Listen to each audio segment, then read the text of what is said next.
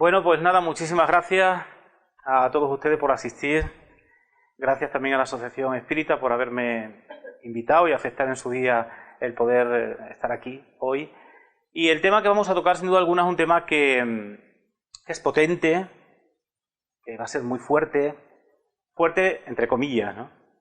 Sé que van a aprender muchas cosas que desconocen, porque hay una cosa muy clara en este mundo de los espíritus, ¿no? Que no se puede hablar de espíritus sin la Inquisición. Y ustedes dirán, pero Fermín, ¿cómo puede ser eso? Si nos situamos en el siglo XVI, XVII y XVIII, había muchísimas personas en España que eran sensitivas, ¿no? Y médiums, que no se consideraban médiums, pero que lo eran, porque de alguna forma ellos tenían esa sensibilidad para tener revelaciones de determinadas personas que habían fallecido e incluso pues contactar directamente, como no, con familiares propios de ello, ¿no? Pero esto no nos lo vamos a encontrar solamente en la gente civil, es decir, en la gente de la calle. No, sino también dentro de la misma iglesia. Es decir, monjas, sacerdotes, gente sensitiva que también tenían relaciones con estas entes, con estos espíritus, y que lo manifestaban. Pero cuando esta realidad se contaba en la calle, se le contaba a un vecino, el otro vecino de al lado, cuando lo escuchaba, ¿qué hacía? Se iba a denunciarlo al sacerdote. Y el sacerdote escribía, y nos vamos a centrar en Madrid, a la Inquisición de corte. A partir de ese momento, la Santa Inquisición entraba a saco contra esa persona que tenía contacto con un ser querido, podía ser en este caso, o bueno, con otras personas, ¿no?, que habían fallecido y que se le presentaba en un momento determinado para contarle cualquier historia o incluso para curar con sus propias manos a determinadas personas. Son muchos los curanderos y curanderas que son condenados por el Santo Oficio simplemente porque imponían sus manos, porque curaban con gratuidad, incluso personas de iglesia, como luego conoceremos, simplemente porque tenían esas visiones y claro, no habían cometido ningún delito, no habían asesinado a nadie, no habían robado, simplemente tenían ese contacto porque eran sensitivos, ¿no? Y además, para más inri, porque también, bueno, pues desde los púlpitos de las iglesias ya se le lanzaban a la ciudadanía de que las ánimas del purgatorio estaban ahí. Pero no solamente ya porque el sacerdote lo dijera, sino porque muchos madrileños pertenecían a determinadas cofradías de ánimas, de espíritus, que potenciaban esta realidad. Y esta realidad se irradiaba por los cuatro costados a toda la comunidad, a toda la ciudadanía. Pero ojo con el contacto con los espíritus. No te iban a quemar en la hoguera, porque a nadie se quemaba por ese hecho, se quemaban por otras razones. Pero sí te podían castigar con 200 azotes, encarcelado y además, fijaos, estamos en un sitio emblemático, mítico, inquisitorial, 100%. Ministerios de Asuntos Exteriores, cárcel real y cárcel de la Inquisición. Aquí al lado hay un restaurante que se llama La Capilla. Ustedes dirán, ¿y qué relación puede tener ese restaurante y ese nombre, La Capilla, con la Inquisición y con el tema de las personas que abrazaban y defendían precisamente el mundo de los espíritus? Aquellos reos que habían manifestado esta realidad sensitiva, cuando eran puestos en las cárceles secretas de la Inquisición, que como muy bien indica su nombre, eran cárceles apabellonadas, donde los reos estaban atados a argolla, cuando se iba a celebrar ahí, en la Plaza Mayor, el auto de fe, donde estaba el escenario, el cadalso, y donde el rey a veces asistía, a estas personas sensitivas, que habían tenido contacto con los espíritus, se le ponía el San Benito correspondiente, que luego veremos qué son los San Benitos, para que ustedes tengan una idea, que no deja de ser ni más ni menos que el traje de nazareno que ustedes ven en la Semana Santa, es un traje de penitente, de penitenciado. Y ese era el traje que la Inquisición le ponía a los reos.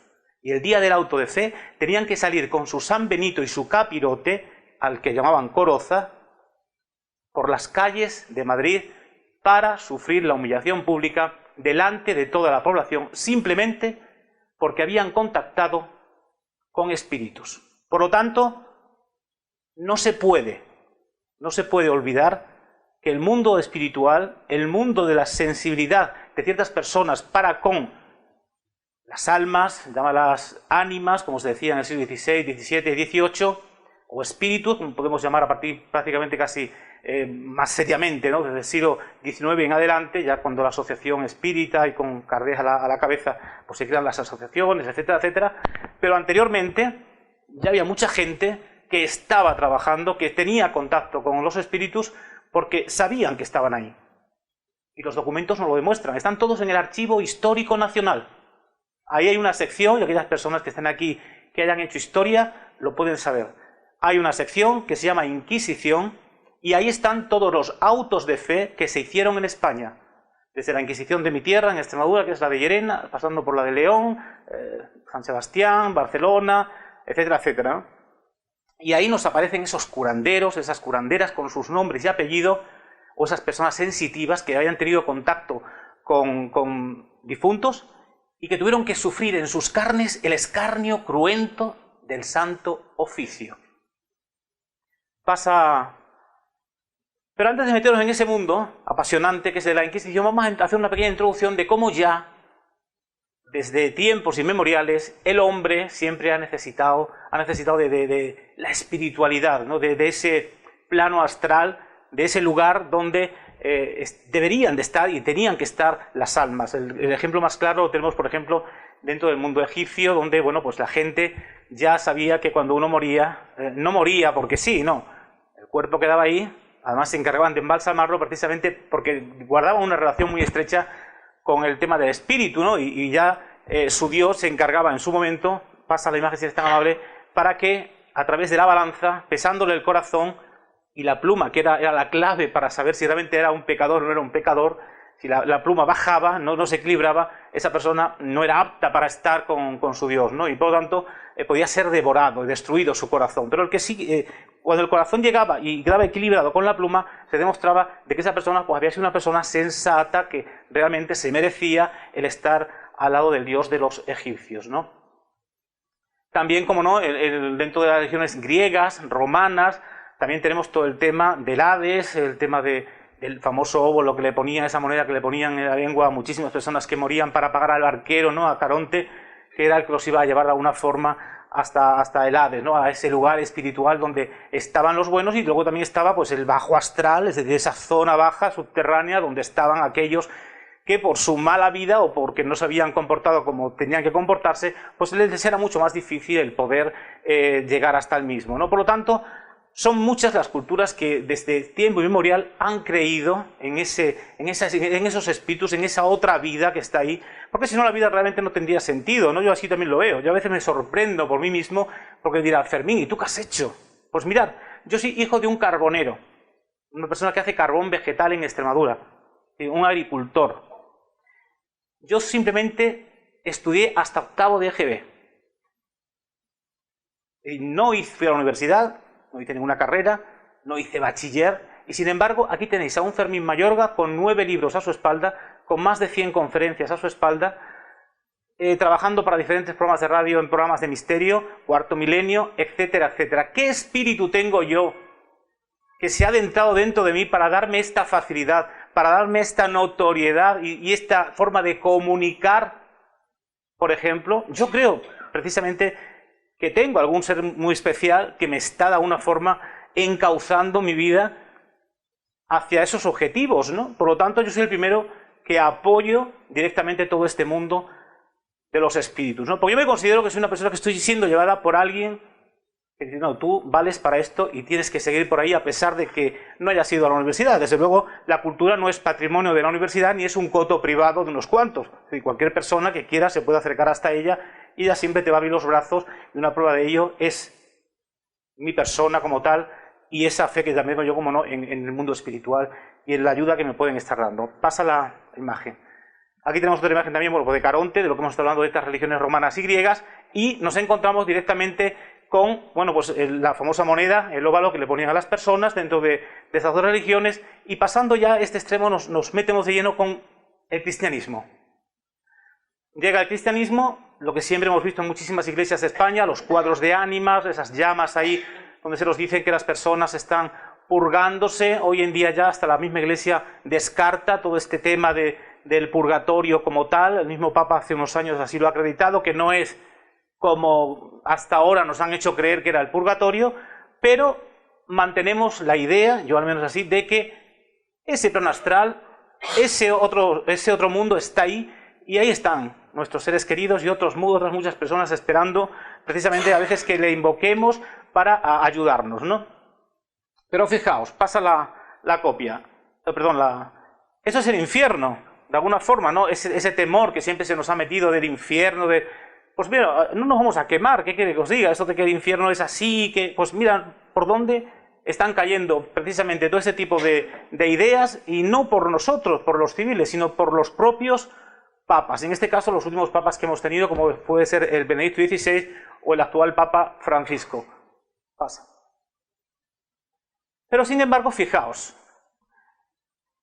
dentro del cristianismo, y aquí ya vamos a meter dentro del mundo de la espiritualidad cristiana, hay muchísimos entes cristianos, como puede ser el apóstol Santiago, por ejemplo, que según los escritos del siglo XII, incluso a posteriori, se decía claramente que bueno, pues ayudó en la Reconquista a ganar muchísimas batallas, ¿no? Es decir, el espíritu de este hombre, del apóstol Santiago, parece ser que estaba ahí, y la gente, algunos, imagino que lo verían para acreditarlo y para afianzarlo de esa forma tan potente y tan patente, ¿no? Y sobre todo por escrito. ¿Quién no ha oído hablar de la famosa batalla de Clavijo, por ejemplo? Otras muchas donde el apóstol Santiago estuvo presente, ¿no? El espíritu del apóstol Santiago estuvo presente para ganarle a esos españoles que, en vez de creer en Jesús de Nazaret, creían en Alá, lógicamente. No nos olvidemos que España era al-Ándalus, prácticamente casi toda, ¿no? Durante 800 años. Eso es una cosa que tenemos que también tenerla muy clarita para entender nuestra historia. Es decir, aquí en Madrid circuncidábamos a los niños, aquí en Madrid o en cualquier lugar de España celebrábamos el viernes y no el domingo, como celebramos ahora como día de fiesta. ¿Por qué? Porque éramos musulmanes. Cuando llegan precisamente las órdenes militares y empiezan a reconquistar, se encuentran con una sociedad que está islamizada. ¿Cómo reconviertes tú a esa sociedad al cristianismo? Desde luego no con la predicación, porque la predicación, por mucho que tú hables, no vas a conseguir doblegar la cerviz de una sociedad que cree en Alá, a través del terror. Y para eso, la Inquisición y las órdenes militares, que son los primeros que van a utilizar las hogueras, los templarios, toda esta historia de los templarios rosas que nos cuentan tan bonita, no os creáis la mitad. Las órdenes militares como la de Calatrava, de Santiago, van a ser los primeros que van a utilizar las hogueras, porque quemando 5 allí, 4 aquí y 3 allí, ya la gente va a ir por la senda del crucificado, y se van a ir olvidando poquito a poco de Alá. Quizá esas generaciones que están ahí latentes sean las más difíciles de reconvertir, pero el terror al final los va a hacer meter por vereda, ¿no? Ya la siguiente será mucho más fácil conseguirlo, ¿no? Pero bueno, esto os lo digo para no perder el hilo de la Inquisición, porque al final entraremos de lleno conociendo nombres y apellidos de personas sensitivas que por, como dijimos al principio, contactar con entes, fueron condenados por el Santo Oficio en muchísimos lugares de España, y no son 10, ni 15, ni 20, hay muchísima gente, ¿no? Entre ellas la propia Teresa de Jesús, que luego hablaremos de ella. Pasa la foto. Bueno, esto es otra foto más que podemos ver de Santiago de Matamoros, en muchísimos lugares sobre todo la zona de Galicia, y sin ser en la zona de Galicia también.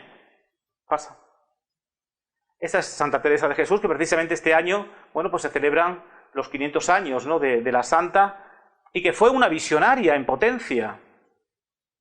Ella tuvo muchísimas revelaciones, no solamente ya divinas, sino también incluso de personas, ¿no?, cercanas con un cierto poder religioso. Por lo tanto, es, sin duda alguna, una firma, una rúbrica potente de alguien serio, que además fue perseguida por la Inquisición precisamente por esas visiones y por esas revelaciones, desde la Inquisición de Sevilla hasta la Inquisición de Córdoba. Hay documentos sobre ese tema, ¿no?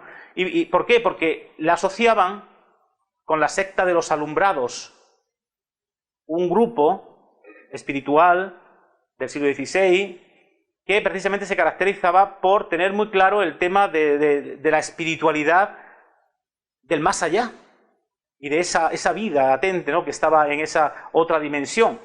Pero claro, la Iglesia entró a saco porque estaba teniendo muchísimos adeptos, hasta que, bueno, en diferentes autos de fe lograron dinamitar a la secta, aunque no la dinamitaron, porque se aletargaron y luego volvieron a resurgir otra vez en el siglo XVIII, XVII. Nos encontramos alumbrados que están siendo condenados de nuevo por la Inquisición, por esas visiones y por esas revelaciones. Y Santa Teresa, desde mi punto de vista, es una mujer que tiene el peso precisamente de haber tenido revelaciones no solamente ya directas con Dios o con la Virgen, sino también con almas espirituales, incluso cercanas a su familia, ¿no? Pásala. Fijaos, estos son documentos de la Inquisición, que si lo sabéis un poquito, es precisamente de una persona de Zaragoza que fue condenada por curanderismo, ¿no? Y ahí, si lo sabéis un poquito, no sé si leéis bien la letra, yo de aquí casi no la leo, pero bueno, lo puedo contar, ¿no? Esta mujer se caracterizaba precisamente por eso, por curar a determinadas personas y, sobre todo, utilizando siempre oraciones cristianas. Es decir, no estaba intentando meter temas del diablo ni cosas de esta, no. Simplemente porque imponía sus manos, como veremos también el siguiente documento, que puedes pasar, donde también hay otro caso de otro personaje que también se caracterizó por lo mismo y precisamente lo único que utilizaba eran sus manos, determinadas oraciones y a veces algunos sahumerios determinados, es decir, energías que daban a determinadas personas a través de la quema de incienso, ruda, por ejemplo, para el tema de la ropa, etcétera, etcétera, pero que no cometían delito ninguno. Bueno, pues por estas razones, estas personas, por ejemplo, iban a ser condenadas por el Santo Oficio. Pero fijaos, hay una frase que decimos muy a menudo nosotros en tono coloquial y que no la relacionamos con el mundo de la Inquisición, porque claro, todas estas personas que fueron condenadas por la Inquisición, por ser sensibles al espíritu, ¿no?, a esa persona que estaba en otra dimensión, como dijimos antes, le ponían el San Benito correspondiente, ese traje, ¿no?, de Nazareno que vemos. Y hay una frase que decimos en tono coloquial: te colgaron el San Benito, ¿no? Pues esto es una frase que guarda una relación muy estrecha con el mundo de la Inquisición, porque a todas estas personas que tenían contacto con los espíritus, una vez que le ponían el San Benito y subían ahí en la Plaza Mayor al cadalso y se le leía su sentencia, que iban a ser condenados a 100, 200 azotes, etcétera, etcétera, luego se le quitaba el San Benito una vez que había terminado el auto de fe, ellos volvían a las cárceles, pero el San Benito se colgaba en la iglesia del pueblo del reo. Es decir, si eras de Chinchón o eras Alcalá de Henares, se colgaba en la iglesia de tu pueblo para perpetuar tu infamia y la de todas tus generaciones, con lo cual toda tu descendencia estaba como proscrita, no era ciudadano de segunda categoría, no podía viajar a Indias, no podía utilizar el color carmesí, que era el color de la hidalguía, no podía trabajar en trabajos públicos. De ahí la famosa frase de te colgaron el San Benito, porque esas prendas difamatorias estuvieron colgadas en las paredes de las iglesias hasta el año 1834, que quedó abolida la Inquisición. La reina regente María Cristina le dio 3 días a la Iglesia Católica para que descolgara todas esas prendas humillatorias, difamatorias, que estaba de alguna forma, bueno, pues envenenando realmente a toda la sociedad, ¿no? Porque había ciudadanos que no podían acceder a determinados puestos. Y fue ahí cuando realmente, bueno, pues al abolir la Inquisición, se descuelgan esos San Benitos, que luego veremos cómo eran, pasa la imagen. Pero fijaros en la flor de lis. La flor de lis es el símbolo de la pureza. ¿Quiénes eran las personas encargadas de encarcelar y de condenar a esas personas sensitivas? Los familiares del Santo Oficio. ¿Y quiénes eran los inquisidores? Miembros de la Orden de los Dominicos, por orden vaticana. eran los únicos que podían ejercer como inquisidores, los dominican, los perros de Dios. Y esta flor de lis, que era de la Inquisición, de la orden de los dominicos, se la otorgaban como venera a los familiares del Santo Oficio, es decir, a esa policía al servicio de la Inquisición, que solían ser casi siempre pues, gente de un poder adquisitivo alto y cristianos de raza, le ponían la venera para que fuesen los encargados de denunciarte a ti porque habías hablado con alguien de que habías visualizado a tu padre o habías tenido contacto con algún ser de la otra dimensión, ¿no? De ese plano astral superior. Pero una vez que llegabas a las cárceles de la Inquisición, pasa la foto, había algo que era tremendo para ese reo, ¿no? Y era ponerlo a cuestión. Es decir, a cuestión de tormento. La Inquisición te bajaba hacia sus sótanos, donde estaba la cámara del tormento, y ahí se te iba a torturar. Porque inicialmente tú ibas a negar que hubieras dicho que habías visto a tu padre o que habías visto a la Virgen María, por ejemplo, ¿no? O a otro ser. Claro, la Inquisición no se lo creía, y es más, no te daba ni siquiera la opción de poderte defender. Con lo cual, lo que le interesaba era que dijeses que sí. ¿Y cómo lo podía conseguir? Pasa a través del tormento, y a las mujeres, sobre todo, y a los hombres también, las desnudaban. Imaginaos en el siglo XVI, para una mujer, cuando el pudor estaba más a flor de piel que nunca, era el desnudarla delante de hombres, ¿no? Delante del inquisidor, delante del verdugo, etcétera, etcétera. Bueno, pues esta imagen que veis ahí, que se veía día tras día en las cárceles de la Inquisición, consistía en amedrentar el cerebro de la persona para que cantase la gallina. Esa famosa frase que a veces decimos por aquí también en tono coloquial, ¿no? Cantar la gallina. Bueno, pues viene de ahí. Es decir, no lo digo, no soy una persona que haya visto espíritus, eso es mentira, es la vecina que sí pasa la imagen. A la Inquisición le interesaba que dijeses que sí, porque de esa forma se quedaba con tus haciendas. De esas haciendas una parte iba para el fisco real y la otra para la Iglesia Católica, para pagar de ahí a los notarios de la Inquisición, los sueldos de los inquisidores y sobre todo los notarios y de algunos familiares del Santo Oficio que habían prestado su servicio en llevar a lo mejor desde Chinchón o de Alcalá de Henares el reo hasta las cárceles inquisitoriales. Pásala. Mirad, estos son los sanbenitos, es decir, el traje que le ponían a los reos. Si veis, guarda una relación muy estrecha con los trajes de nazarenos de la Semana Santa. Lógicamente tenemos que pensar que son los sanbenitos del siglo XVI, siglo XVII, siglo XVIII y hoy en día ya, pues los sanbenitos han cambiado, lógicamente, ¿no? Pero en esa época, como veis, algunos llevaban el capirote y la cruz de San Andrés en el pecho y a veces también le llevaban en las espaldas. Pero nos vamos a centrar sobre todo en los tres que llevan los capirotes, que llevan las corozas, que los curanderos y aquellas personas que visionaban espíritus solían ser, sobre todo, a veces los catalogaban de brujos, de brujas, de hechiceros, porque la Iglesia alguna cosa no habrá tenido, pero sí ha querido dinamitar, dilapidar a determinadas instituciones con decir que eran brujos, o eran sodomitas, o eran cosas por este estilo, como le pasó, por ejemplo, a los templarios, se los cargó. A veces levantando falsos testimonios, ¿no? Pero era una vía de escape, no, de conseguir dinamitar a una determinada institución. Por eso, a ciertas personas sensitivas les decía que practicaban la brujería simplemente por el mero hecho de visionar a un determinado ente, ¿no? A un determinado familiar. Pasa, porque fijaos en estos tres sanbenitos. Si os fijáis bien, hay unos que llevan las llamas hacia arriba y otros llevan las llamas hacia abajo. ¿Qué nos está queriendo indicar la Inquisición con este símbolo? Los que llevan las llamas hacia arriba son personas que van a ser quemadas en la hoguera, quemados vivos. Y el quemadero de Madrid estaba en la glorieta de Bilbao. Donde está la actual glorieta de Bilbao, ahí estaba el quemadero. Es decir, salían los reos desde la Plaza Mayor en dirección al quemadero donde se les quemaban vivos, en las piras de la Inquisición. Y el siguiente reo, que lleva las llamas por abajo, eran personas que en el momento del auto de fe se habían reconciliado con la Iglesia Católica, es decir, le habían pedido perdón, y bueno, se habían salvado de ser quemados en la hoguera, pero no de morir. Es decir, la Iglesia te quemaba a garrote, perdón, te asesinaba con el garrote. ¿Pero qué diferencia había? Si morías a garrote, tu familia podía dar misas por el alma del difunto. Y no quedaba como una persona ya sin vida y que no tenía sentido ninguno, ¿no? Porque el que moría en la hoguera era alguien que ya no tenía sentido ninguno ni tenía derecho a ser recordado ni nombrado, porque era un hereje en potencia. Por lo tanto, estos sanbenitos que veis ahí inicialmente eran los que se colgaban en las iglesias, pero luego los hicieron así. Y ahí tenéis un ejemplo, por ejemplo, en este caso es un judío, un judaizante, una persona de Tui, porque estos son los únicos sanbenitos actuales que se conservan en España y que están en el Museo de la Inquisición de Tui.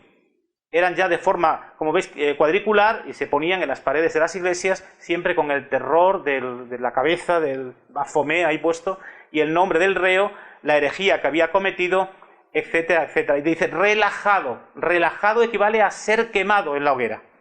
Relajar era quemar vivo a la persona. Vuelvo a repetir, a las personas sensitivas del siglo XVI y XVII no se quemó a ninguno en la hoguera. Sí se les dieron 200 azotes y, ojo, a veces se les daban 100 por las calles de Madrid y los otros 100, si eras de Chinchón, como dijimos anteriormente, o de Alcalá de Henares o de otro pueblo de Madrid, por las calles céntricas de tu pueblo para que el resto de la población tomase nota y no cayese en el mismo error que tú habías caído o yo había caído. Y así fue como se fue dogmatizando la mente de los españoles para pensar como pensamos actualmente. Y esto que estamos hablando es historia.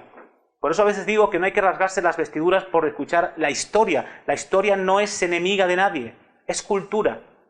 Y la cultura abraza, la cultura mima, la cultura quiere. Lo que hay que tener son los ojos abiertos y los oídos bien abiertos para saber entender la cultura y saber entender la historia. Porque con la historia se puede aprender mucho y se puede evolucionar mucho. Y sobre todo cuando tocamos temas como estos que estamos contando. Es más, sabéis perfectamente que en el año 1861, en Barcelona, hubo una quema de libros, de más de 300 libros, por la Inquisición, que en ese momento no era la Inquisición, porque la Inquisición quedó abolida en el año 1834, pero eran las juntas de fe, que se llamaban, que era un equivalente a la Inquisición, que quemaron muchísimos libros espíritas, de Kardec, precisamente. Más de 300 libros, hicieron una gran hoguera a las 10:30 de la noche, donde los sacerdotes, haciendo un pequeño sermón, con toda la parafernalia que eso conllevaba, dinamitaron de alguna forma o intentaron dinamitar esa sensibilidad de Kardec y de todos sus seguidores. Por lo tanto, no se puede entender nunca el tema de los espíritus, de la creencia de los espíritus, de esa otra dimensión, etcétera, etcétera, sin hablar de la Inquisición. Porque la Inquisición persiguió a esas personas que abrazaban el mundo espiritual. Y vuelvo a repetir, no cometieron ningún delito. No asesinaron a nadie, no robaron a nadie. Pero esa realidad está ahí. Y lo que conocéis en el mundo de espíritas, imagino que lo habréis leído más de una vez, esta persecución contra los libros de Kardec y de otros escritores de la época, que de alguna forma pues ya estaban potenciando toda esta idea. Pero que ya en el siglo XVI, XVII y XVIII, muchas personas sensitivas tenían contacto con personas del más allá. Esto que veis aquí, bueno, esto es una foto de Goya, donde era el segundo día del auto de fe, donde a los reos se les sacaban por las calles de Madrid para ser azotado a las mujeres desnudas de pecho, para ser aún mayor la humillación y de esa forma, bueno, pues que no volviesen a caer en esos errores. Por eso no se rasguen las vestiduras, no se sientan mal por estas historias que estamos contando, porque esa fue la realidad que pasó. Esta es la quema del libro, para que os hagáis una idea de lo que ocurrió en 1861 con los libros de Kardec y de otros muchos escritores que escribían sobre el mundo de los espíritus, donde, bueno, pues intentaron acabar, ¿no?, con esta espiritualidad, con esta ciencia, con esta filosofía, pero no lo consiguieron. No lo consiguieron porque, al igual que no consiguieron dinamitar el judaísmo ni el islam con la persecución contra los moriscos o contra los judaizantes, los conversos, ni contra las supersticiones y las personas que curaban de una forma altruista, que era la inmensa mayoría, pues al final fue un desastre porque no consiguieron su objetivo. Sí, la gente creía en Jesús de Nazaret, pero había mucha gente que clandestinamente también estaban practicando sus ritos a escondidas. Por ejemplo, hay una frase que decimos muchas veces aquí: te vas a romper la crisma, ¿no? Que nosotros lo asociamos con nos damos un golpe en la cabeza y ¡joder!, me voy a romper la crisma. Bueno, pues romper la crisma, ¿sabéis lo que es y de dónde proviene? Pues tiene una relación muy estrecha con el mundo de la Inquisición. era desbautizar a los niños. Es decir, muchos moriscos y muchos judaizantes, por ejemplo, vamos a entrar en un tema que no tiene nada que ver con el tema de los espíritus y tal, pero para que me entendáis un poquito y sepáis un poquito más de la historia, iban a las iglesias, ocupaban los primeros lugares, bautizaban a sus hijos, pero cuando llegaban a sus casas, el rosario lo tiraban a la esterquera, el crucifijo lo ponían mirando para la pared y ellos seguían practicando sus ritos ancestrales. El morisco, el islam, el judaizante, el judaísmo. Y una de las cosas que hacían era desbautizar a los niños. ¿Y cómo desbautizaban a los niños? Aprovechaban la nocturnidad, los sacaban a determinadas fuentes, mortis, así se les denominaba, y ahí, bajo la luz de la luna, le restregaban la frente hasta quitarle el pellejo donde el sacerdote había puesto la crismación, el óleo sagrado del bautismo. De ahí viene lo de romper la crisma. No sé si ustedes sabían eso o no. ¿No? Pues estarán aprendiendo seguro con la conferencia para que vean que no es algo, digamos, que no tenga sentido. Sí que lo tiene, y vuelvo a repetir, no se puede entender el mundo de los espíritus sin la Inquisición.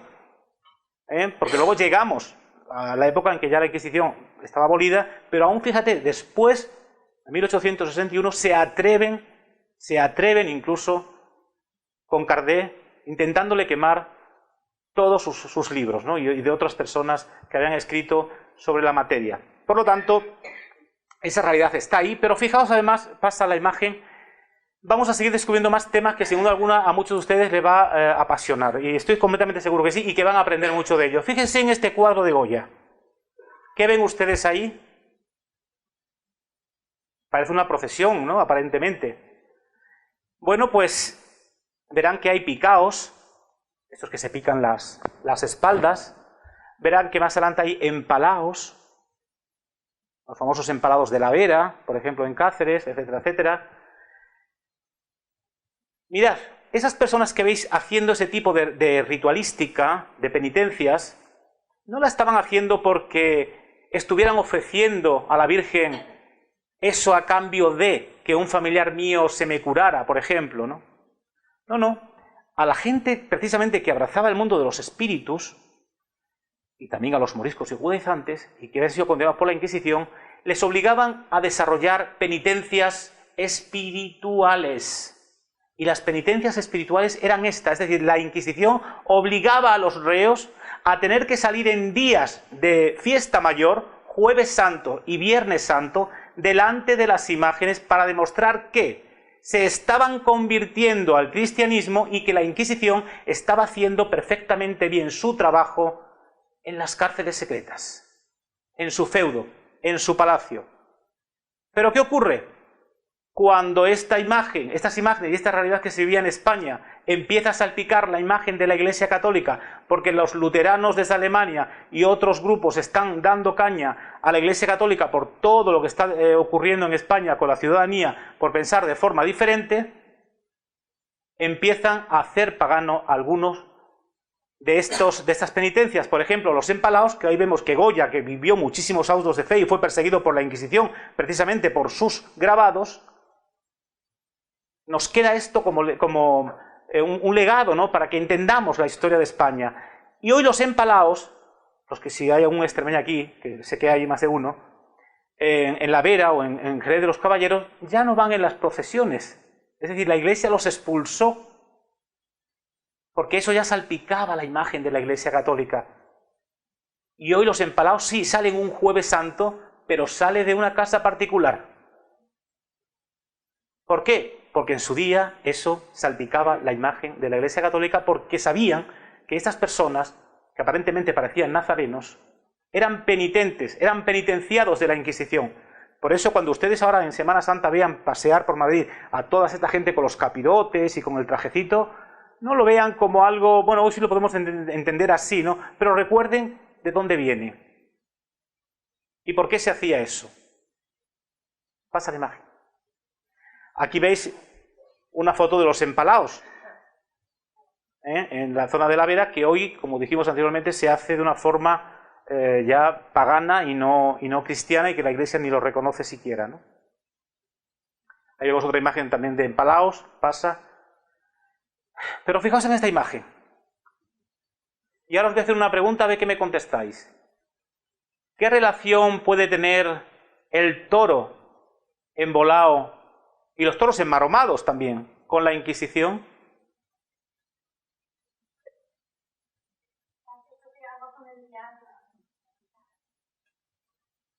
¿Qué hay ahí que pueda tener relación con la Inquisición?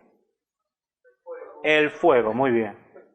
Pues mirad, la Inquisición, después que a estas personas sensitivas que habían sido condenadas, el segundo día del auto de fe, aquí en la Plaza Mayor de Madrid, se hacía un baile y se soltaba un toro embolado, el toro de fuego, el toro de la Inquisición, porque había que pasear por las calles de Madrid, por las calles céntricas de Madrid en forma de capea, el arma que había dinamitado la herejía, que había acabado con las malas ideas de algunas personas.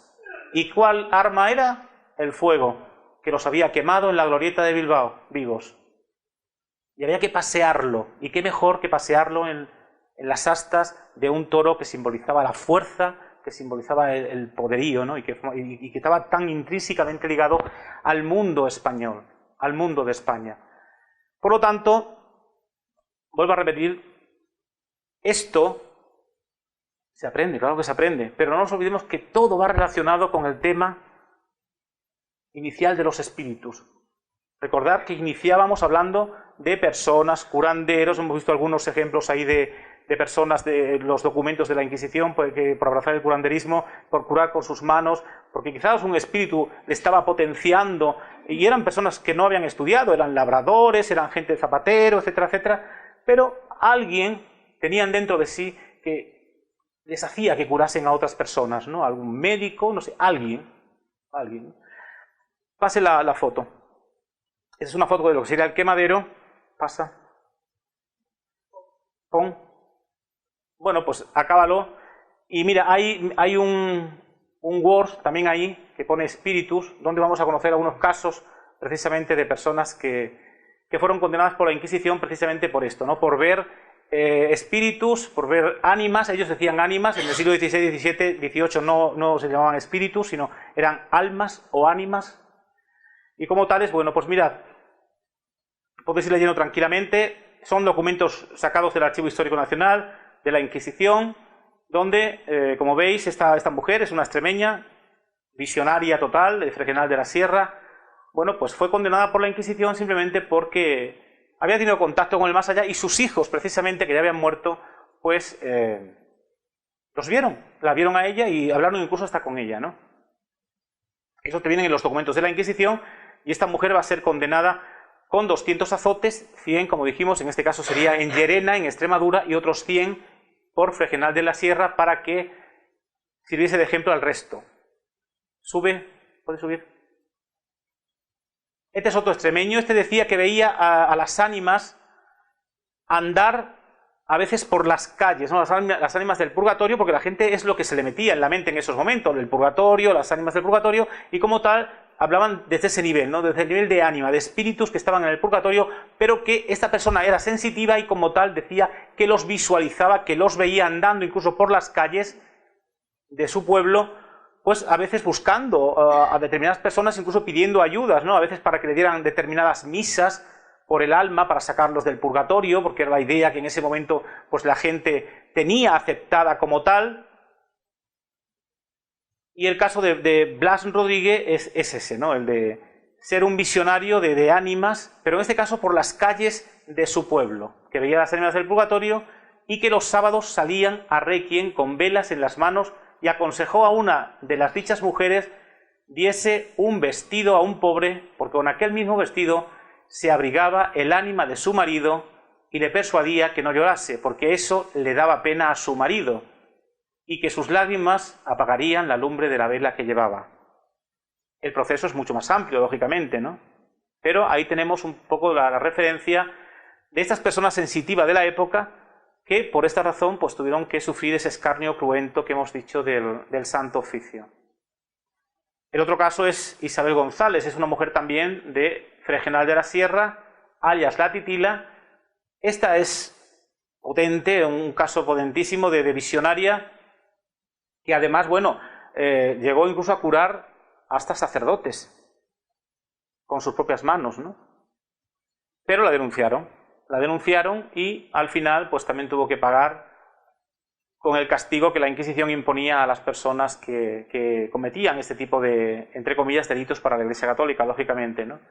Que era el ser condenadas. Todas iban a ser ensanbenitadas y ensanbenitados, es decir, ese traje que hemos visto se les iba a imponer y el auto de fe como tal se iba a desarrollar, en este caso por las calles de Llerena. Siga, porque ahora vienen unos temas que son bastante interesantes también. Y bueno, hay un tema en concreto que, por ejemplo, tenemos dos casos, ¿no? El niño Martinico de Mondéjar es un espíritu, es el espíritu de un niño que en el palacio de Mondéjar se les va a aparecer nada más y nada menos que a 14 niñas. 14 niñas que en el palacio van incluso a estar jugando con el niño. Hasta tal punto que, según cuentan las propias testigos ante la Inquisición, bueno, pues ellas mismas le dicen que a ver si es de verdad, que por favor que se levante la falda, porque el niño está vestido de fraile. Entonces, el hábito que lleva es el hábito de un fraile, según las niñas, ¿no? Y le dicen, queremos saber si eres de verdad, ¿no? Levántate la falda. El faldón, le dicen en este caso, ¿no? Dice, no, que sois muy picaronas, en fin, todo esto, ¿no? Pero ahí tenemos un caso de visión. Fue una niña en concreto la que lo visionaba, y el resto de niñas dicen que también lo llegaron a ver al niño Martinico en este palacio de Mondéjar. El proceso es muy largo, es un proceso de unas 200 o 300 páginas, y está, pues eso, las declaraciones de las 13 niñas que vieron, que no vieron, pero al final, como eran niños, la Inquisición a los niños sí los ensanbenitaba, pero siempre y cuando, si eras menor de 11 años, no te iban a castigar, pero si tenías 11 años o 13, las niñas eran 11, en las niñas eran 13 años, sí te podían ensambenitar y sí podían darte 24 azotes, a pesar de ser un niño, porque eso en la Carta Magna del Santo Oficio de la Inquisición así lo ponía. Por lo tanto, los niños también a veces eran condenados por el Santo Oficio, y son bastante los menores de edad que sufrieron también el escarnio de la Inquisición. Pero fijaos en Malagón, ese es un caso muy interesante, además que se está celebrando ahora, como dijimos anteriormente, los 500 años de Santa Teresa. En Malagón nos vamos a centrar en el convento precisamente de Carmelitas, que fundó Santa Teresa de Jesús. Bueno, pues ahí en el año 1750 va a haber una auténtica revolución en el convento. Una monja del convento dice que está viendo a una de las hermanas que murió hace ya 25 o 30 años y que le está dando mensajes. Al final no va a ser solamente una monja, sino que van a ser varias las monjas que van a acreditar que realmente esa hermana se está apareciendo y le están diciendo qué es lo que hay que hacer en el convento para poder seguir tirando para adelante, porque lógicamente en esa época los conventos pues no tenían las industrias que a lo mejor pueden tener para poder sobrevivir, ¿no? O tirar para adelante. Sin embargo, pues a través de las limosnas, etcétera, etcétera, pues allá que iban. Y esta monja que se le aparecía, parece ser que ayudó en el convento precisamente a que se estableciese, ¿no?, de alguna forma, pues un ritmo de vida un poco mejor. Y así lo acreditaban, pero claro, la Inquisición, en el momento que decían que visionaban, no. La Iglesia te decía, lo único que puedes ver en el cielo es a Cristo y a la Virgen, y algún santo, como mucho. Todo lo que venga fuera de ahí es pecado. Eso no se puede aceptar.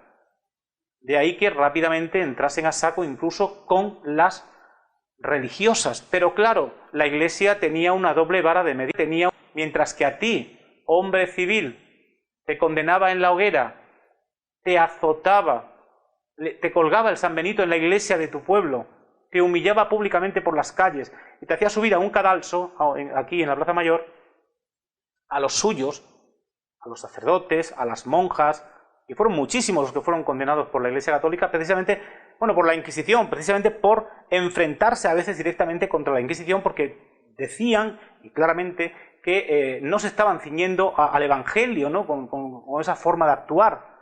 Y claro, la Inquisición eso no lo toleraba. Pues, ¿qué hacía la Inquisición con los suyos? Le echaba una reprimenda puertas adentro, porque había que salvar la honra del hábito.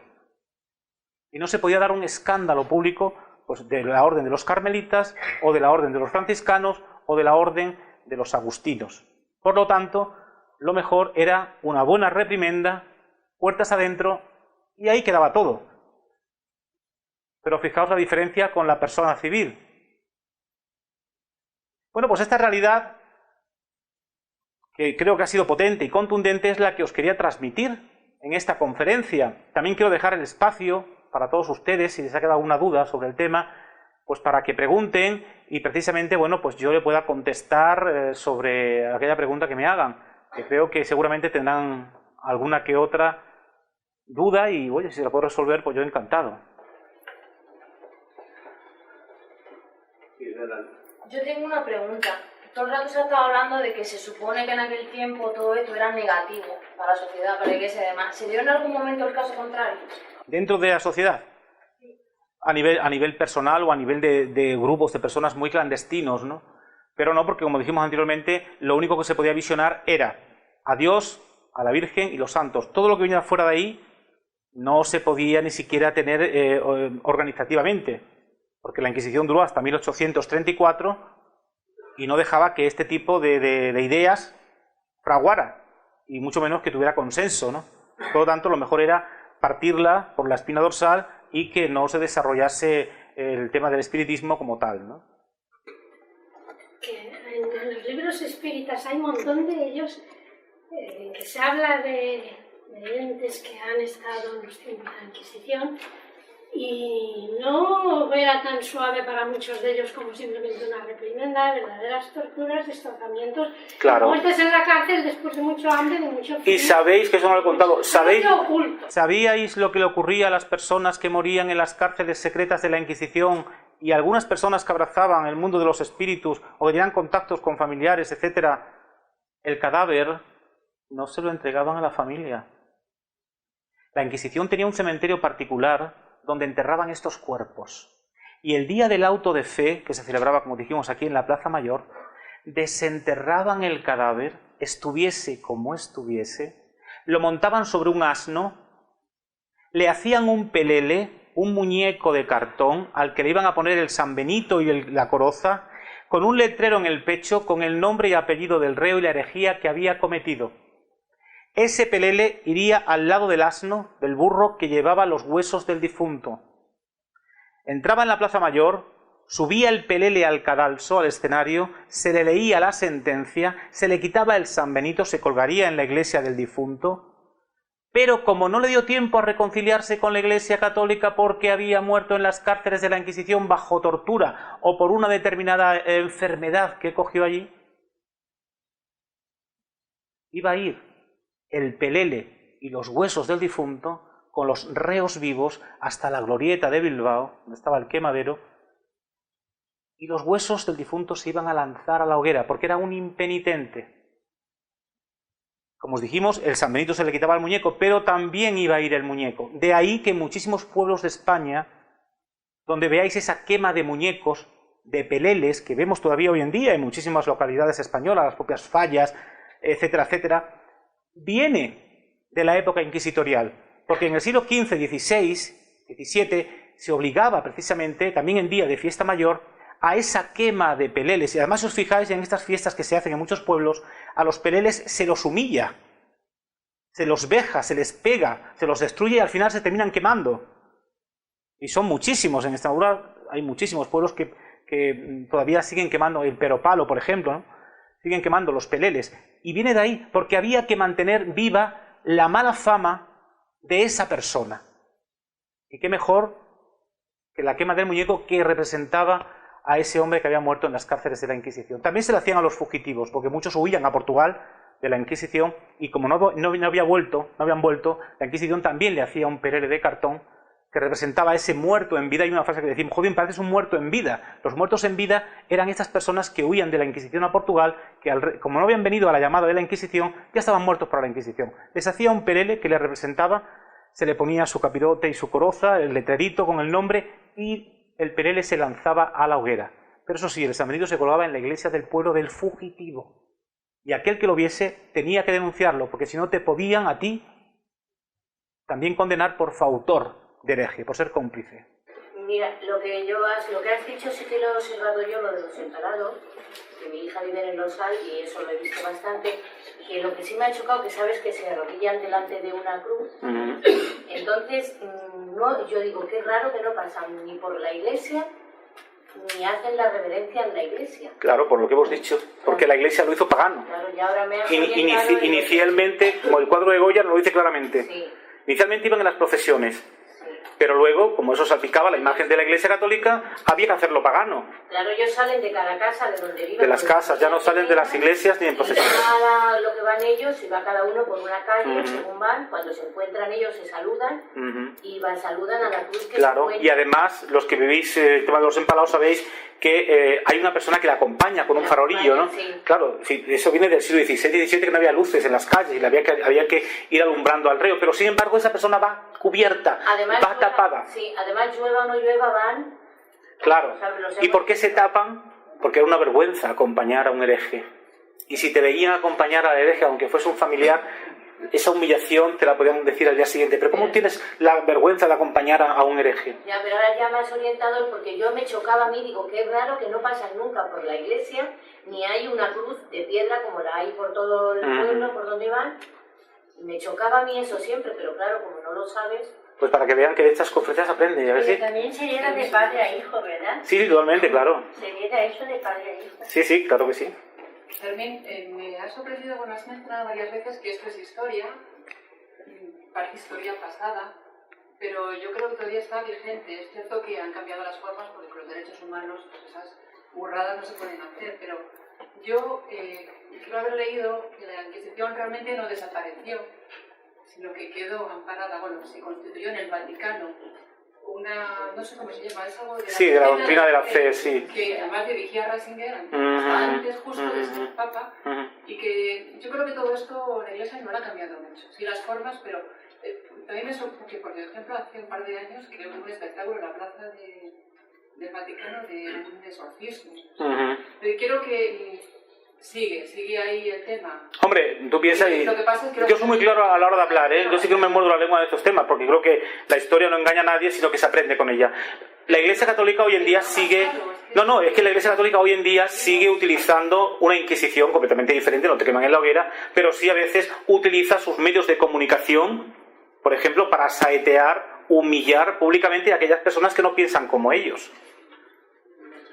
Y eso lo hemos visto cada 2 por 3 contra pintores, escritores, etcétera, etcétera. Eso es Inquisición también, porque humillar y ponerte el San Benito, colgarte el San Benito desde un medio de comunicación es Inquisición pura, por mucho que digan que no. Pero eso no solo lo hace la Iglesia, lo hacen... No, por todo el mundo, por supuesto, toda la gente.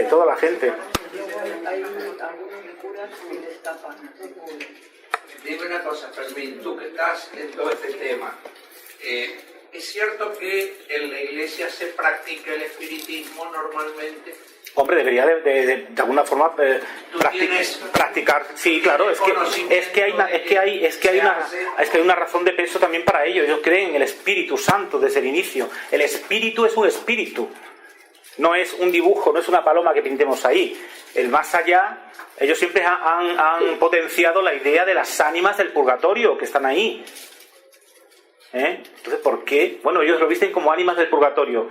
Hoy en día podemos hablar de esa otra dimensión, ¿no? Del plano astral, etcétera, etcétera. Bueno, pues sí, claro que sí. ¿Cómo que no? Los papas han sido grandes. Es más, cuando se entierran familiares nuestros, cuando se entierran familiares nuestros en las iglesias, los sacerdotes lo que nos dicen es que ya está con Dios, lo ha visto la cara de Dios, ¿no? Está en ese otro plano astral. Por lo tanto, deben de creer en el espiritismo desde el punto de vista de lo que entendemos como espiritismo, ¿no? Es decir, unas personas que han fallecido, que se han descarnado, pero que su alma está en otra dimensión. No, pero hay libros espíritas que hablan claramente de sesiones espiritistas en la Iglesia. Claro que y cuanto más alto nivel, más secretas y más sentidas. Hay un montón de ellos. Puede ser. Sí, bueno. Lourdes, venga tú. Fermín, felicidades en primer lugar por tu magnífica conferencia. Gracias. Sabes que te admiro mucho.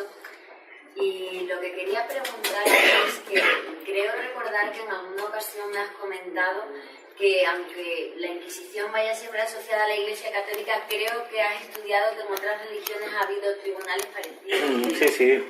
Todas las religiones han tenido su Inquisición. Los protestantes perseguían a los católicos y quemaban a los católicos. Miguel Servet, por ejemplo, un médico español, por los protestantes también fue quemado, ¿no? Es decir, todas las religiones han tenido su Inquisición. El Islam actualmente está teniendo su Inquisición también, demostrándolo pues con temas como el de Francia, sin ir más lejos, a través de determinadas personas, determinados fanáticos, ¿no? En este caso, ¿no? Pero todas las religiones han tenido su arma para conseguir, de alguna forma, avanzar y apoderarse de almas y de terreno, ¿no? Nunca nos olvidemos que, vuelvo al inicio de la conferencia, esto era el Andalus.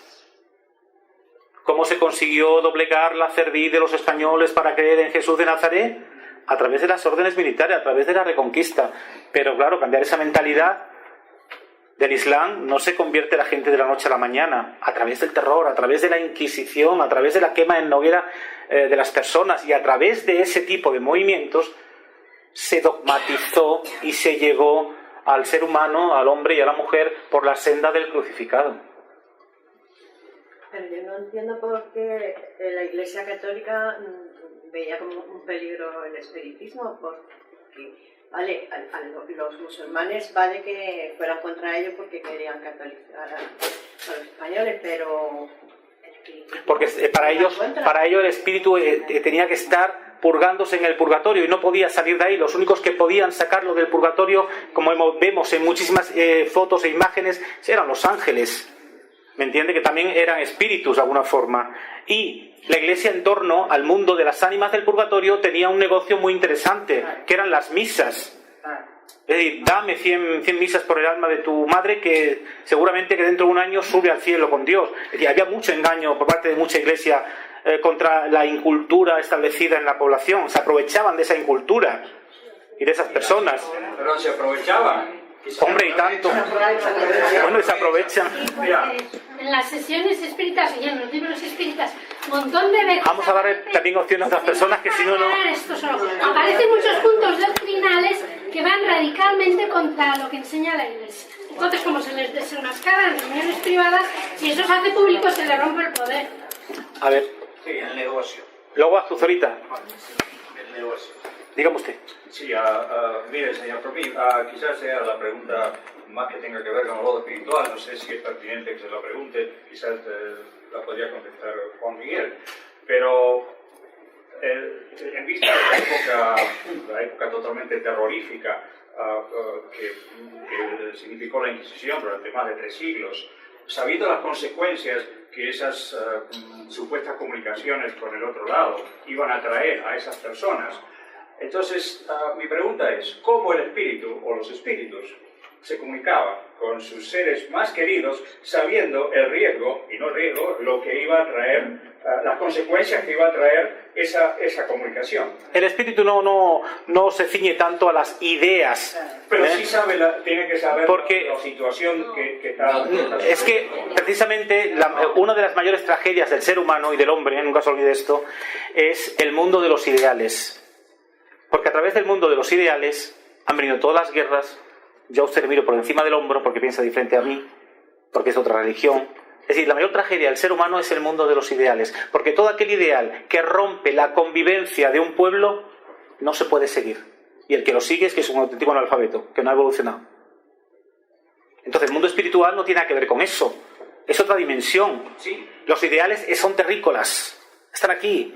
Pero en el mundo espiritual no existe el ideal, existe esa otra dimensión donde los espíritus, de alguna forma, intentan ubicarse en su cuerpo para de alguna forma ellos también interactuar con su persona, pues en aquello. Puse el ejemplo claro de mi persona y de mi condición en cuanto a lo que he estudiado, ¿no? Y cómo a veces, pues, esta sabiduría o esta forma de comunicar, etcétera, etcétera, no viene porque sí. Entonces yo creo que hay un espíritu dentro de mí, de alguien, no sé quién, que se ha encarnado de nuevo en mi cuerpo y que me está llevando por una senda, por un camino, que es este que actualmente estoy demostrando aquí, mañana en Motril, pasado en otro sitio y pasado en otro sitro. Bueno, pero ese espíritu será el suyo. No, yo hablo de mí.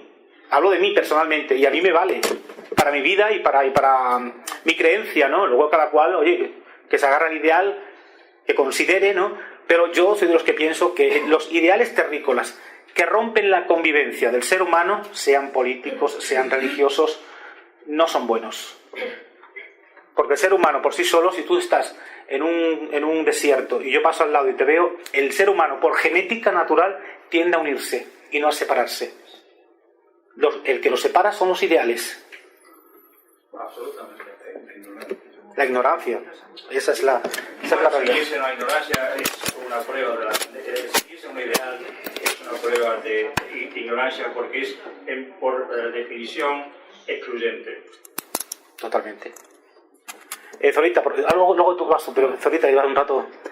Nada, pues me da un poco de vergüenza ahora hacer las preguntas. ¿Por qué? Es que es una pregunta mucho más superficial, pero a ver si tiene algo de sentido, porque viendo lo minuciosa que es la Inquisición, con todos los testimonios que toma, todos los detalles en los que se fija, ¿se ha llegado a contabilizar o se ha tenido noticia de algún espíritu animal? Porque como... Y se me ha ocurrido esa pregunta a propósito de la imagen de Santiago Matamoros, porque al fin y al cabo no deja de ser un espíritu, pero también hay una parte animal ahí. El caballo también sería un espíritu. Claro, además es blanco, claro, como la paloma, otro animal. Claro, el caballo en ese sentido no es santo, porque no se canoniza. Hombre, los animales siempre han formado parte del elenco de la Iglesia Católica y de todas las religiones. Tú vas a cualquier iglesia y desde el ave fénix que está picándose en el corazón y debajo de los polluelos, el pescado que simboliza el cristianismo, el pez, ¿no? En este caso, etcétera, etcétera, la oveja, el buen pastor, todo. O sea, los animales siempre han estado también formando parte de esa idiosincrasia, ¿no? Pero más allá del símbolo se tienen noticias, y a lo mejor alguien diga que se le ha parecido o que en una de esas visiones. No, animales no. Sí que hay personas, curanderos en este caso, y hay un señor de Burgos que en el siglo XVII, amén de curar a personas, también con sus propias manos curaban a los animales. Sin embargo, incluso eran pagados por el propio gobierno. Eran los saludadores. Los saludadores, que eran personas que se dedicaban a curar animales de la rabia, mordeduras de lobos, mordeduras de cerros, de perros, que decían que tenían la rueda de Santa Catalina en la lengua, y simplemente con el aliento o con un escupitajo que echasen en alguna determinada zona del animal, el animal quedaba curado y las personas quedaban curadas. Y estos saludadores estaban pagados por el gobierno. Es decir, el gobierno sabía perfectamente que era eficaz esa forma de curar de ese saludador, ¿no? Que luego tú lo quieras encauzar desde el punto de vista de los espíritus, que algún espíritu esté actuando dentro del cuerpo de ese saludador, ¿por qué no? ¿Me entiendes? O que no lo quieras encauzar, pues muy bien, eres muy libre de pensar lo que consideres, ¿no? Una de las formas de manifestarse del ser humano son las pasiones. Las pasiones humanas le llevan al ser humano por caminos, cuando son exacerbadas, le llevan por caminos no muy aconsejables. Yo lo que me pregunto es, cuando Moisés vino con las tablas de la ley, uno de los mandamientos dijo, no matarás. ¿Qué explicación le da toda esa organización, la que sea, me da igual de una mano que de otra? ¿Qué explicación le da una organización de carácter espiritual a la pregunta esta de no matarás? Pues mira, yo soy de los que en mi conferencia siempre digo, y aquí todavía no lo he dicho, pero ahora lo digo, que si Jesús de Nazaret hubiera bajado a la tierra en el momento en que la Inquisición estaba actuando, a toda esa iglesia que andaba merodeando por ahí haciendo ese tipo de actividades, los hubiera echado a latigazos como echó a los mercaderes del templo, porque para nada se estaban ciñendo a los evangelios, a los 10 mandamientos, al no matarás, no codiciarás los bienes ajenos, ellos les confiscaban los bienes a los reos, no tomarás el nombre de Dios en vano, ellos no en vano, en vanísimo, vamos, ¿no? Y desde el tema de los espíritus, el tema que usted me ha preguntado, pues no veo yo ese tipo de historia, ¿no? Tan sangrante, tan lapidaria contra el ser humano. Uno puede venir a una sesión de espiritismo, puede venir a una determinada asociación donde se hablen de los espíritus, pero no se te incuba ningún virus para que veas mal a la otra persona, ¿no?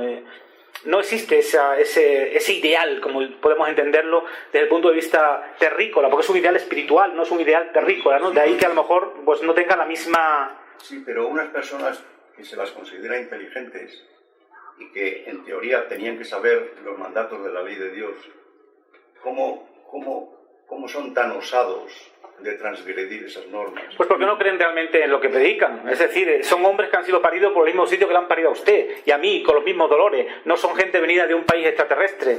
Por lo tanto, también cometen sus errores, como todos los hombres, pero algunos con alevosía y premeditación, ¿no? Como en el caso de la Inquisición. Pero bueno, esa es la página negra de nuestra historia que nunca nos quieren contar en los colegios ni en las universidades. Eso nunca se nos cuenta. Es como la historia de América. ¿Qué nos cuentan en la historia de América?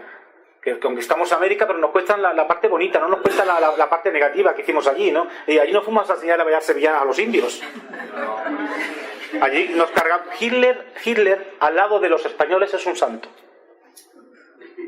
Fíjate lo que le digo. Léase, si puede algún día, la obra de precisamente un dominico, en 1502, que escribía cartas a los reyes católicos diciéndole todo lo que estaba sucediendo en América, ¿no?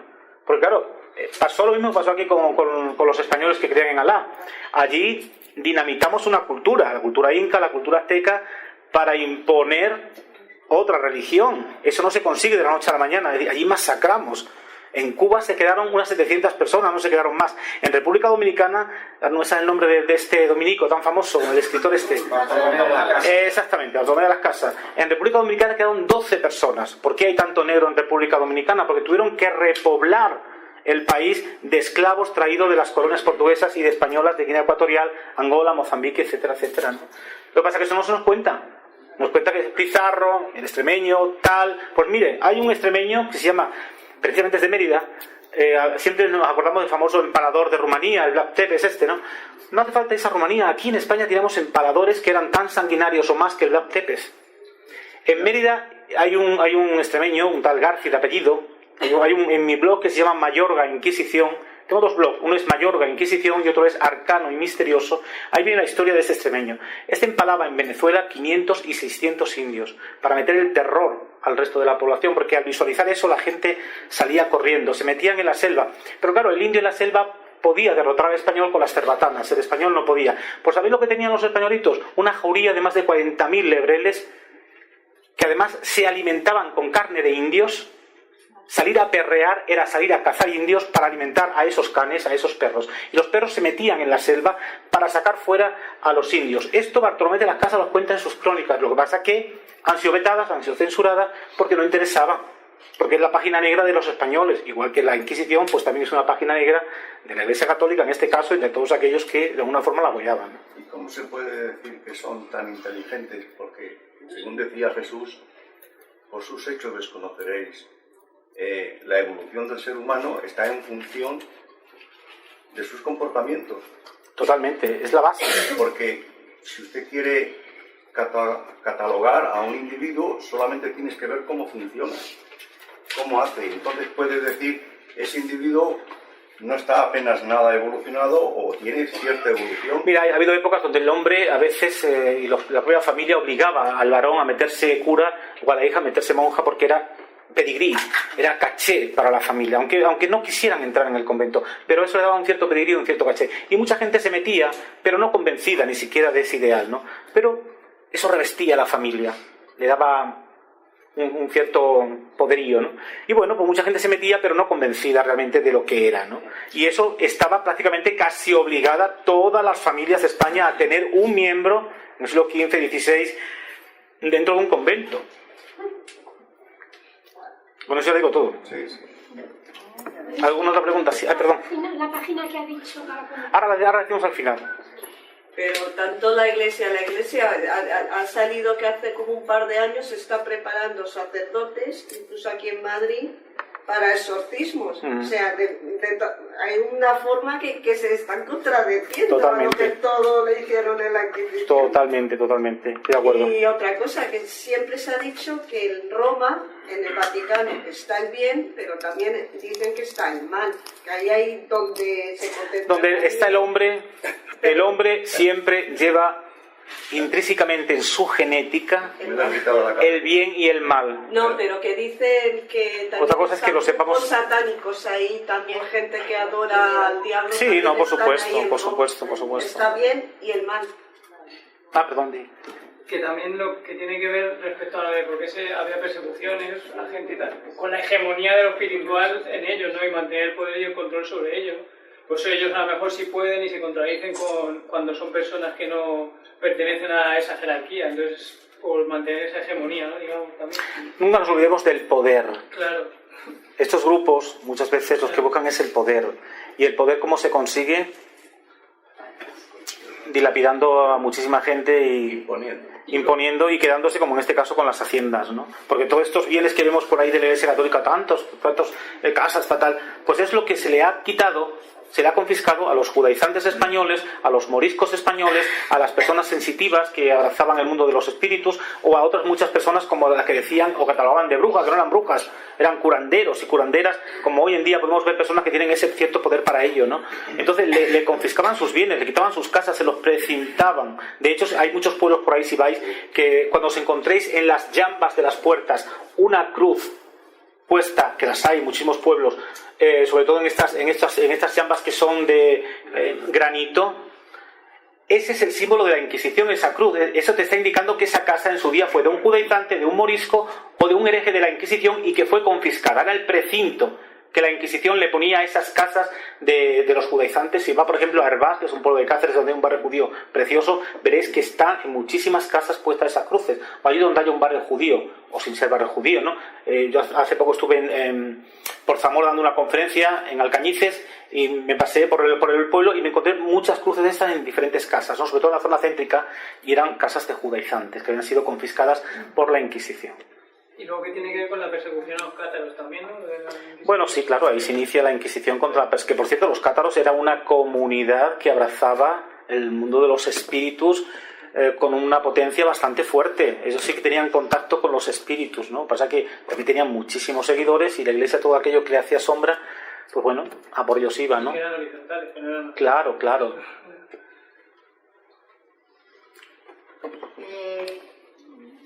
Me da en la nariz que la Iglesia Católica es poderosísima.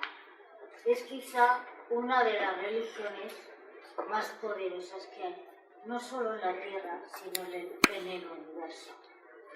Una manera de educar, de encauzar a la gente, quizá también sea mediante el terror, pero también yo creo que lo que pretendían era educar a los espíritus en el más allá.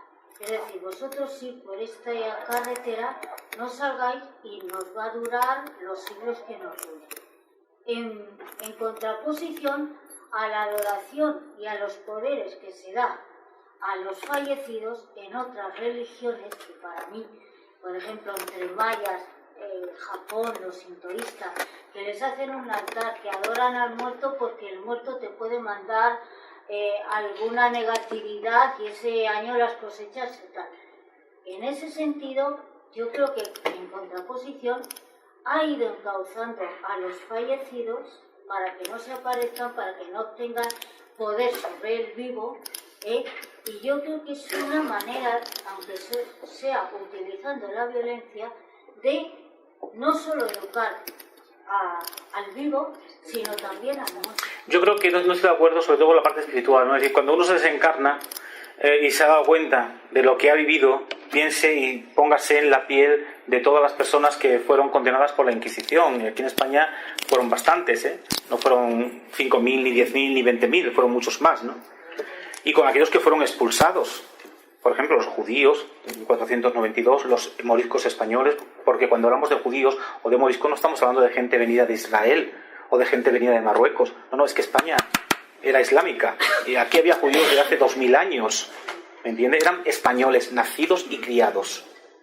Hay que pensar así, porque esa es la realidad. Lo que pasa es que a veces se nos intenta cambiar, ¿no?, el chip, para que creamos que, bueno, judíos, hablar de judíos como si fueran gente venida de Israel. No, eran españoles, que habían nacido aquí, que habían sido criados aquí en España y que eran nativos, no eran gente venida de Israel. Quizás los iniciadores posiblemente, ¿no? Pero, igual que los cristianos, cuando se inician en España no eran gente venida de Jerusalén, ¿no? Eran españolitos que, bueno, pues en su día le llegó la ideal y aquí lo desarrollaron, ¿no? Pero el tema que usted dice de la educación ante el espíritu, creo que no, porque si usted se pone en el pellejo de una persona que ha sido quemada, por ejemplo, en la hoguera, el espíritu de esa persona, por mucho que diga la Inquisición que no estaba, sí estaba, porque si no sería una contradicción para la propia Iglesia. Y todas las personas, una vez que son bautizadas, según la Iglesia, ya lleva el Espíritu Santo. Entonces ellos mismos se encargaban con esa muerte de destruir, entre comillas, desde su creencia, al Espíritu Santo. No, el espíritu de esa persona, que ya los egipcios creían en ello, que ya los griegos creían en ello, que ya los romanos creían en ello, se desencarna y va a otra dimensión. Ni siquiera al purgatorio, porque ya el mismo Francisco, el mismo Papa ha dicho que el purgatorio no existe, que eso es mentira. Por lo tanto, fijaos cuánta gente ha sido engañada de aquí para atrás con esa idea del purgatorio. Pero claro, eso daba dinero a la Iglesia, con las misas, por los difuntos, como vemos actualmente en muchísimos cementerios cuando se celebra el Día de los Difuntos. Ay, dé usted un reponso a mi madre por el alma de... Ay, dé usted otro reponso. Y la gente, sobre todo los ricos, dé usted 100 reponsos en el siglo, por ejemplo, en la época del nacionalcatolicismo mismamente. En la época del nacionalcatolicismo, que usted la vivió, yo soy más joven, no lo viví, pero ahí, según me han contado a mí, la gente... A ver quién daba más misas por el alma de su difunto, porque eso también te daba caché, te daba pedigrí, te daba como, tengo dinero, tengo más dinero que nadie, ¿no? Era un negocio al final, ¿no? Y al final una mentira, porque el purgatorio, para el Papa Francisco, que ya ha desestimado eso, pues, ¿cómo se come ahora eso con toda la gente que ha muerto creyendo en el purgatorio? Y además nos lo pintaban ahí, como hemos visto en la foto, íbamos a las iglesias y vemos pintadas las llamas allí, la gente quemándose en el purgatorio. Ahora que nos dice Francisco, se acerca más al mundo espiritual, a esa otra dimensión, ¿no? A ese plano astral que le llamamos. O... Están empezando a reconocer. Claro, porque al final la razón solo tiene un camino. Solo tiene un camino. Y cuando la persona culturalmente se va formando, cuando más cultura hay, las cosas se ven de diferente forma, porque podemos discutir, podemos hablar. Pues yo no estoy de acuerdo con esto, y desde la educación, desde el diálogo, pues se puede llegar a ver las cosas, ¿no? Y al final, pues que estamos en un error, que nosotros no estamos evolucionando, la sociedad está evolucionando, va por un lado y nosotros vamos por otro. Y al final nosotros somos los que estamos perdiendo adeptos, los que estamos perdiendo gente, feligresía, y la sociedad va por otro lado, porque quizás esto ya no tiene sentido. Sin embargo, el tema espiritual, ahora mismo hay un boom a nivel mundial de gente que está abrazando esta realidad de la otra dimensión, del plano astral, desde gente que practican el Reiki, el no sé qué, todo ese tipo de movimientos que de alguna forma está relacionado con ese mundo de la espiritualidad tal y como la entendemos desde este feudo en el que nos encontramos. Pero entonces los cambios, evidentemente, los cambios de la Iglesia son forzados por la conveniencia, por las circunstancias. Ellos van para donde tienen que ir para proteger su espectáculo. Totalmente, negocio. pero no dude. Mira, hace unos años, un ejemplo más claro.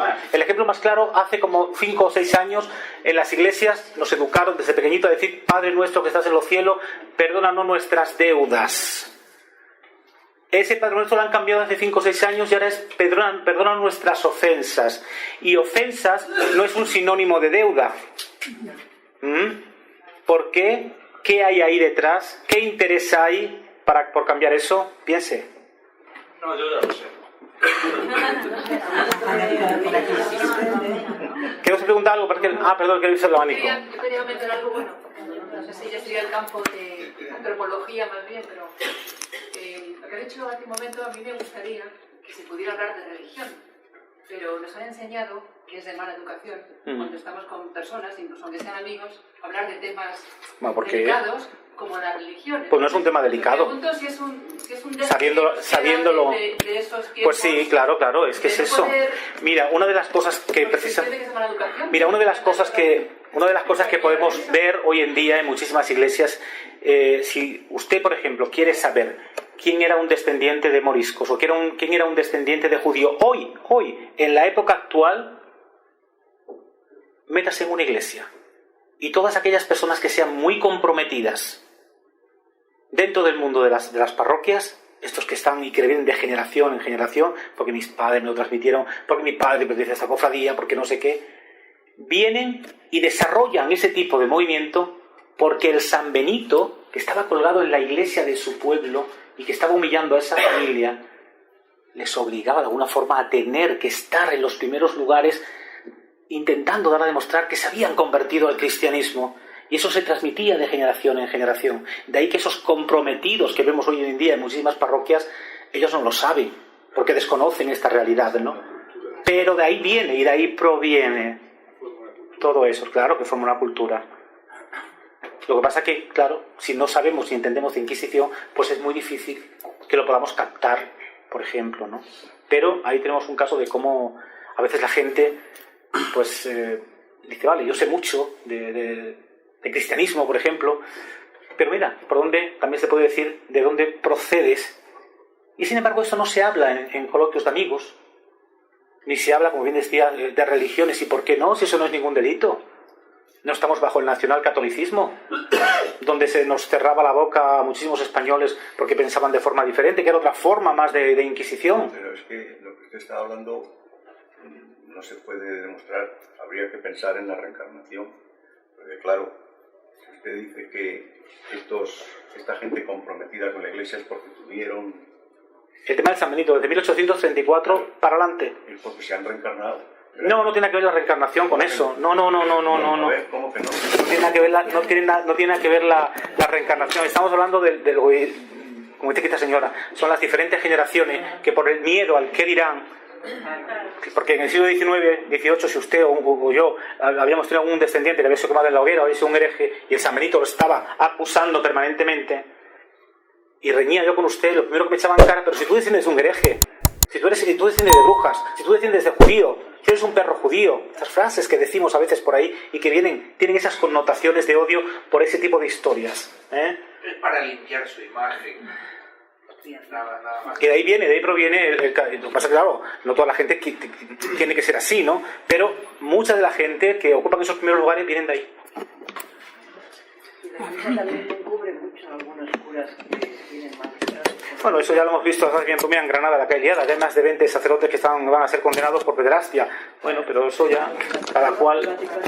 Sí, hasta hace poco bien lo tapaba. Bueno, pues eso ahí vemos cómo a veces se violan los evangelios, ¿no? Lo vamos torciendo ya. Sí, este señor quiere preguntar ya... Hay que echar el freno porque si no, no venir ya. ¿En nominal son la misma seta? ¿O son setas distintas? Son cosas distintas. Ah, vale.